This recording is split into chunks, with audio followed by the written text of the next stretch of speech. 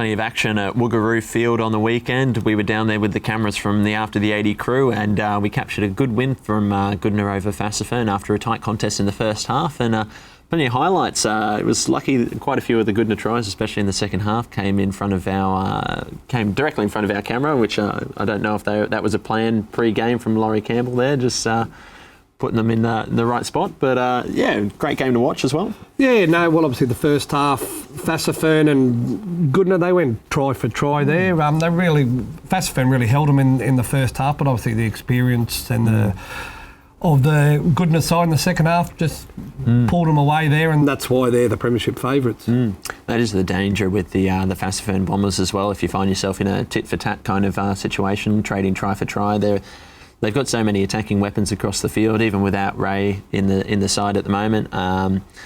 They've got tries in hand. They can just keep posting them up if you decide to keep going like that, don't you? Oh, well, that's right. You don't want to be just 6 points ahead of them there, because you know they can score a try from anywhere on the field, with Mitchell Range at 5'8", leading them around, and Kelly at half there, and then out to Harold and Bernard and Scotty Island there.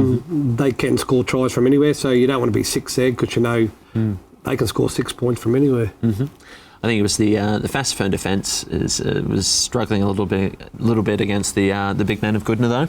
Yeah, well, if you have a look at their side, they had a lot of younger players there in their side last week there as they ran out there. But obviously it's good experience for them there for this year and for next year there if they hang around, which I hope they do. So. Well, if you base the team size on the size of their water runner. Goodness, got to be the biggest team in the competition there. If a fight breaks out between the water runners, I know who I'll be back, and our guest on the panel this week, he's a big boy there, and he does intimidate. So.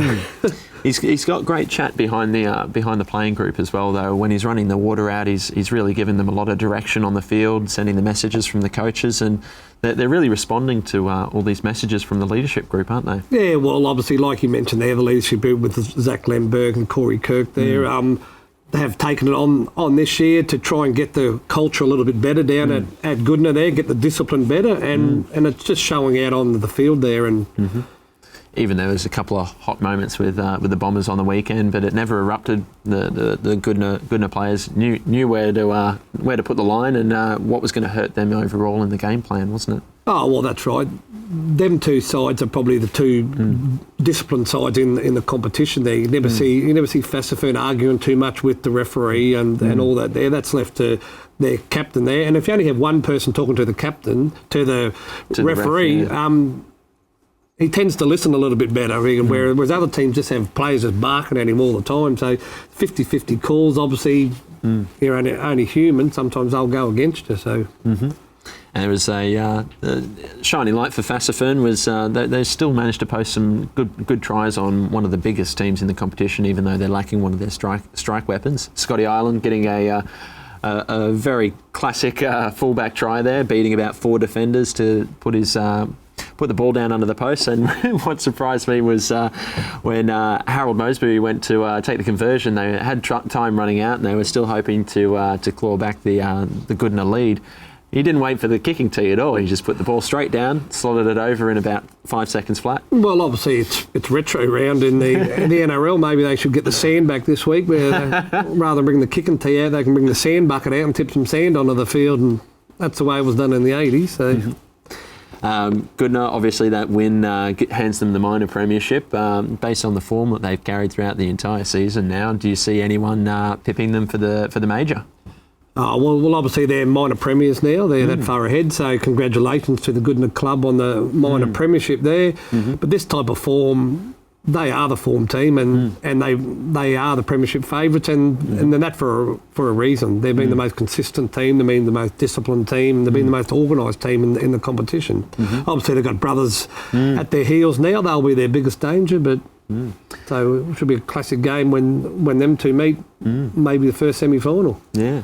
I'd like to see those two teams in the grand final after the draw that we saw between the two of them just a couple of weeks ago. That was a great contest between two great sides in fantastic form.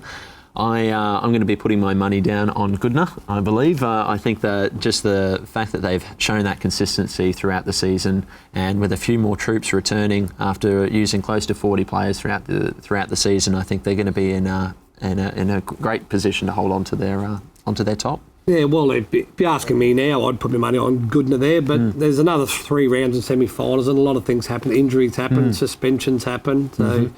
A lot can change in 3 weeks, that's for sure. Exactly. And plenty of action to look out for in the next 3 weeks, but we'll be keeping a close eye on that top of the table clash.